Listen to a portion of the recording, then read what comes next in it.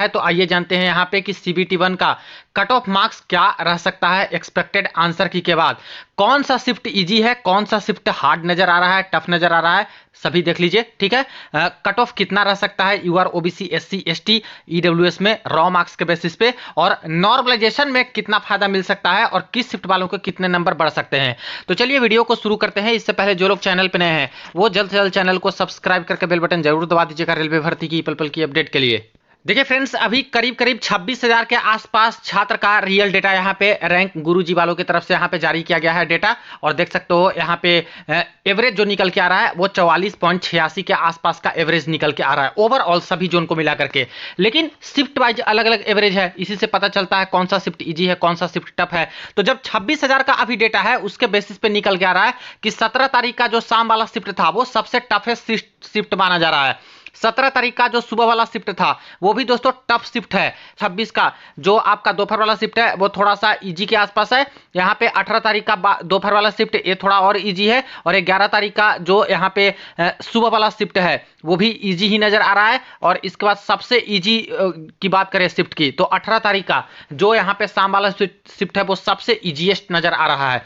एक बात का ध्यान दीजिएगा, जो पेपर रिकंडक्ट कराया गया था दोस्तों एक सेंटर पे पटना वाला जो कैंसिल हुआ था, इसमें देखा है तो टोटल 37 कैंडिडेट का अभी डेटा आया है। एक्चुअली में बहुत कम छात्र का कैंसिल भी हुआ था, लगभग 50 से 60% अटेंडेंस रह रहा है, तो उसके बेसिस पे छात्र भी पहुंचे होंगे। तो ये एक अलग एक्स्ट्रा शिफ्ट हो गया, लेकिन यहाँ पे दोस्तों बहुत कम छात्र हैं। अब ये देखिए नॉर्मलाइजेशन में यहाँ पे क्या होगा क्या नहीं होगा। एक्चुअली ऐसे तो दिख रहा है कि कम छात्र हैं तो यहाँ पे ज्यादा आपका रॉ मार्क्स नजर आ रहा है। देखा जाए तो करीब करीब 11 नंबर के आसपास का एक डिफरेंस नजर आ रहा है। यानी नॉर्मलाइजेशन की बात करें तो नॉर्मलाइजेशन में यहाँ पे टफेस्ट शिफ्ट को करीब करीब 11 नंबर तक दोस्तों आपको मिलेगा, और इसी तरह से ये सब शिफ्ट में हो तो यही 8 नंबर 9 नंबर 10 नंबर जो मॉडरेट टू टफ शिफ्ट में है उनका वही 7 8 9 ऐसे करके। और जैसे जैसे टफनेस लेवल आपका घटता चल जाएगा शिफ्ट का, उसके बेसिस पे थोड़ा कम नंबर आप लोग को नॉर्मलाइजेशन में मिल सकता है, और जो सबसे ईजी शिफ्ट में आएंगे उनके नंबर या तो ना मिले या तो 1-2 नंबर से ही संतोष करना पड़े, या तो दोस्तों किसी का माइनस तक भी हो सकता है। ठीक है, जो जैसे होता आ रहा है।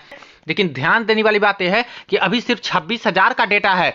याद रखिएगा आपको तो 1.5 लाख दोस्तों रिजल्ट ही रेलवे को देना है सीबीटी 2 के लिए, और हम लोग डिस्कस किस में कर रहे हैं 26,000 में। तो इस बार बहुत कम छात्र हैं जो कि डिटेल भी डाल रहे हैं। मैं फिर से बोल रहा हूं, रैंक गुरुजी हो रैंक मित्रा हो उसमें डेटा आप लोग डालिए। ज्यादा कैंडिडेट की संख्या रहती है तो अच्छे से पता चलता है कि कट ऑफ किस ओर बैठ रही है या फिर कितना क्लोज है। जैसे कि एक्सपेक्टेड हम लोग बात करते हैं तो कितना क्लोजली जाता है जब कट ऑफ आपकी आती है। तो ये 9,970 है, तो 9,970 है और इसका 15 गुना रिजल्ट देंगे तो ये करीब 1.5 लाख के आसपास तो रिजल्ट आएगा। ठीक है, इतना रिजल्ट ही देना है, जो कि अगेन पहले से भी पता है कि कट ऑफ आपकी कम जाएगी, एलपी में ज्यादा नहीं जाने वाला है रॉ मार्क्स के बेसिस पे, क्योंकि बहुत रिजल्ट मिलने वाला है अभी सीबीटी 2 के लिए। दूसरी चीज, अगर यूआर का डेटा अगर निकालते हैं हम लोग तो 4116 टोटल यूआर की वैकेंसी है सारे जोन को मिला करके। इसमें अगर 15 गुना करते हैं तो 66,000 से ज्यादा तो यूआर में ही रिजल्ट देंगे। ठीक है, और 46 प्लस में हमें सिर्फ 13,400 ही अभी मिले हैं, जबकि 66,000 लोगों का रिजल्ट देना है दोस्तों। ये बात का ध्यान दीजिए, 66,000 प्लस छात्र का रिजल्ट देना है अभी। तो अभी 26,000 का डेटा है तो ऐसा है, अभी और डेटा आएगा तो इससे समझ सकते हैं कि जा सकता है ठीक ठाक। लेकिन मुझे नहीं लगता कि बहुत ज्यादा हाई कट ऑफ जा रहा है रॉ मार्क्स के बेसिस पे, चाहे किसी भी जोन के छात्र हो। इस डेटा को एनालाइज करने के बाद और शुरुआती का डेटा हम लोग देख रहे हैं, तो इसको देखने के बाद मैं बता दूं किसी भी जोन के आप लोग छात्र हो अनरिजर्व कम्युनिटी से, जैसे पहले भी मैंने बताया था, ये दोस्तों 45 से 47 मोर देन इनफ है। 75 में ये रॉ मार्क्स पे मैं डिस्कस कर रहा हूं, 45 से 47 मोर देन इनफ। ठीक है, और यहां पे बहुत हुआ तो +-2 जाने का उम्मीद है, यानी कि किसी किसी जोन में तो आपको इससे कम नंबर भी रॉ मार्क्स पे रहेगा तब भी सिलेक्शन हो जाएगा, और किसी किसी जोन जैसे पटना हो गया, मुजफ्फरपुर हो गया,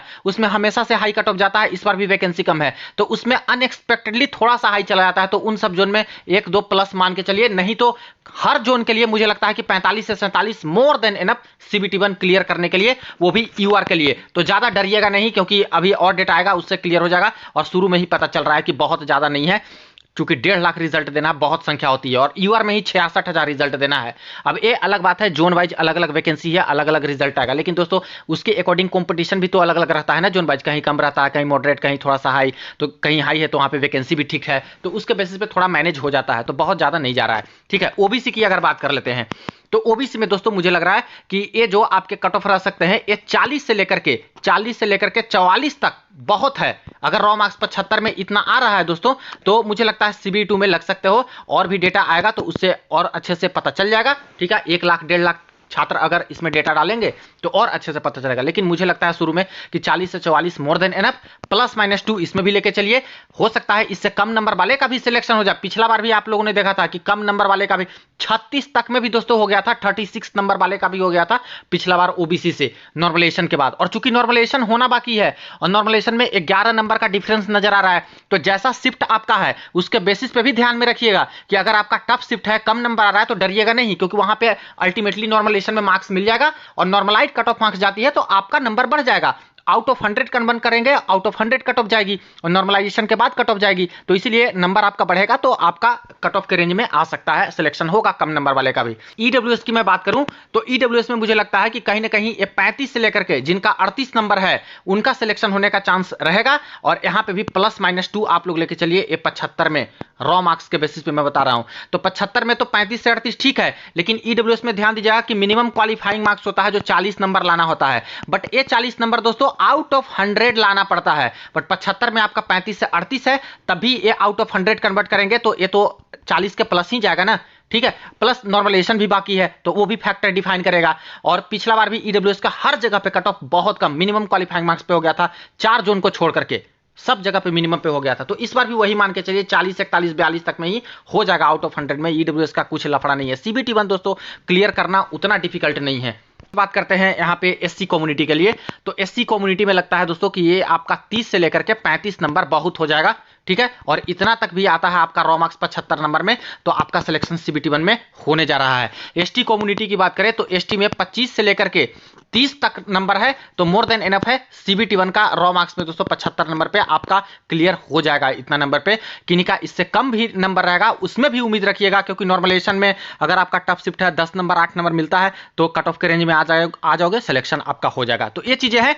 इतना देखने के बाद अभी जो 26 का डेटा है इससे तो क्लियर है कि बहुत हाई कट ऑफ नहीं जा रही है, ठीक है। बाकी और कैंडिडेट डिटेल डालेंगे तो उसके बेसिस पे भी चर्चा करेंगे और जोन वाइज भी डिस्कशन हम लोग करेंगे, जिससे कि वैकेंसी जोन वाइज कितना कितना है, किस कैटेगरी का कितना है और उस जोन में कितना कितना नंबर लाने वाले कितने हैं, ऐसे भी हम लोग अच्छे से डिस्कस करेंगे जिससे पता चले। लेकिन